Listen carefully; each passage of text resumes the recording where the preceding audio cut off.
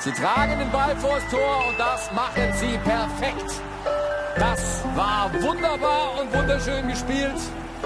So stellt sich Pep Guardiola das vor. Agüero mit dem 1:0. Flach, schnell, direkt und tödlich.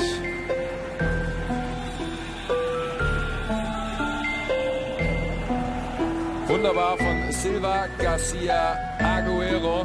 Die beiden Spanier bereiten vor für den Argentinier. Die Lücke gesehen, genutzt. Er wird zwar von Bürki noch moniert, abseits, aber ich kann es nicht bestätigen. Bartra war da fast noch dran. Löffelt den Ball sogar ein bisschen auf den Fuß von. Sie tragen den Ball vors Tor und das machen sie perfekt.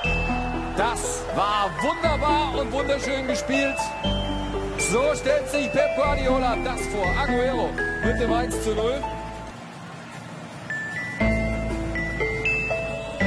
Flach, schnell, direkt und tödlich.